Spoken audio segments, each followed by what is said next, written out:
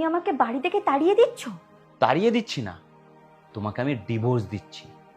তুমি তোমার নিজের মায়ের জন্য তুমি আমাকে ডিভোর্স দিচ্ছ? হ্যাঁ, আমার মায়ের জন্য আর নিজের জন্য আমি সব কিছু সহ্য করতে পারবো, কিন্তু আমার মাকে অপমান করলে সেটা আমি সহ্য করব না।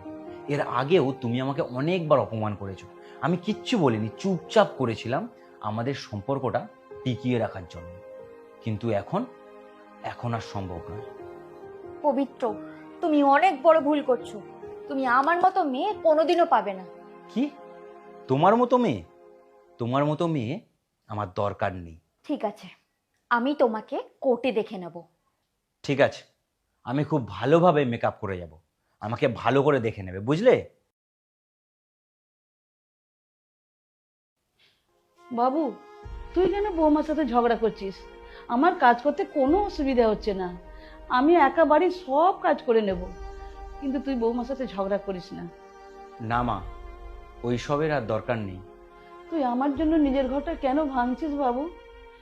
আরে আমি আজ আছি, কালকে তো নাও থাকতে পারি, কিন্তু তোকে তো ওর সাথে সারা জীবন থাকতে হবে, বল?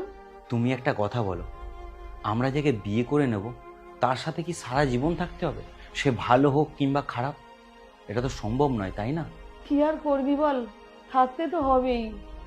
আমি থাকতে পারবো না মা। যে মানুষ কাউকে রেসপেক্ট করতে পারে না, সে মানুষের সাথে 5-6 মাস থাকা যায়, কিন্তু সারা জীবন থাকা যায় না। আর তাছাড়াও আমি ওকে ডিভোর্স দিয়ে দিয়েছি, ও ঘর ছেড়ে চলে গেছে। এটা তুই কি বলছিস? ঠিকই বলেছি মা। আচ্ছা তুমি বলো তো, তুমি তো একটা মেয়ে, সে নিজে মেয়ে হয়ে তোমাকে কখনো সম্মান দিয়েছে? কখনো আমাকে সম্মান দিয়েছে? কাজ নিজে না করলেও অন্য কেউ করে নেবে, তাও চলে যাবে, কিন্তু সম্মান, সম্মান প্রত্যেকটা মানুষের দরকার। সম্মান প্রত্যেকটা মানুষকে করা উচিত। আমার মনে হয় আমি যেটা করেছি সেটা ঠিকই করেছি।